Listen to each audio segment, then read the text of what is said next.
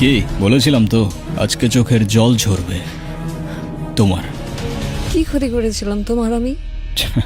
ও please, এখন এসব ন্যাকামার্কা dialogue মারতে যাও না। At least what goes around comes around. তাই ইট মারলে পাটকেল খাওয়ার জন্য রেডি থাকতে হয়, বুঝলে কুকি?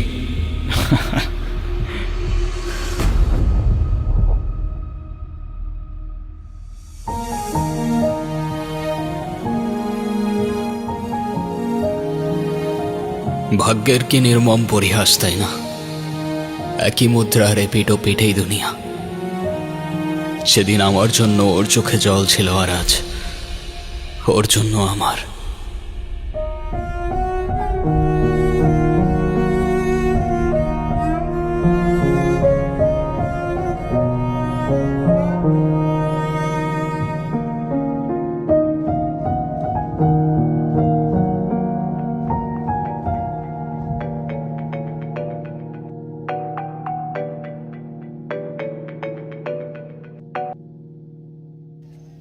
হ্যালো হ্যালো হ্যালো কে? হ্যালো হ্যালো, কে বলছেন? হ্যালো রং নাম্বার নাকি? সাইবা, আমি কে? আমি সালমান।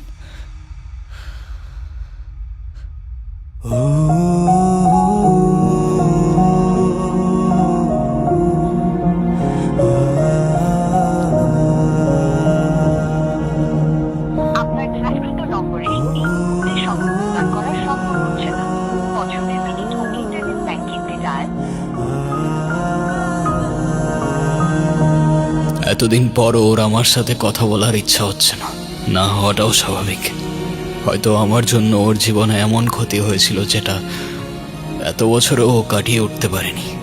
সেদিন আমি বুঝিনি আমি ওর কত বড় ক্ষতি করেছিলাম, আর যখন বুঝলাম ততক্ষণে ওর সিচুয়েশনগুলো অনেকটাই বিগড়ে গিয়েছিল।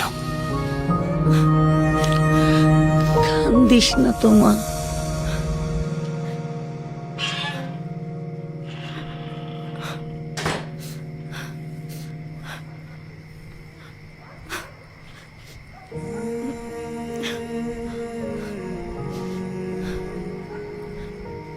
আর লেখাপড়া করে কি হবে? এত কষ্ট করে স্কলারশিপটা ম্যানেজ করে দিলাম, ওটাও চলে গেল। আমার কপালেরই দোষ। এদিকে পেনশনের টাকাটাও পাচ্ছি না, এদিকে তোকে নিয়ে পড়েছি আরেক যন্ত্রণায়। ও, আমার মরে গেলেই বোধহয় ভালো হতো। বাবা, এসব বলো না প্লিজ। তো কি বলবো? তোকে নিয়ে আমার সব আশা শেষ হয়ে গেল। কত আশা করেছিলাম,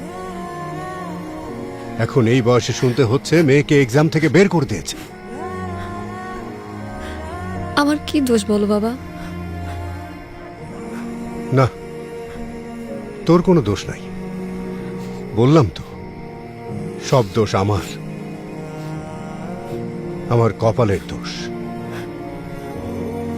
থাক, এখন ঘরে বসে থাক। দুদিন পরে বিয়ে দিয়ে দেব।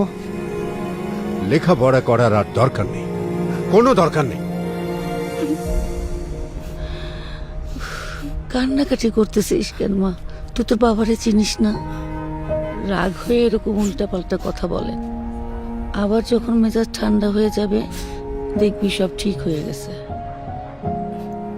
তুই পড়াশোনা কর।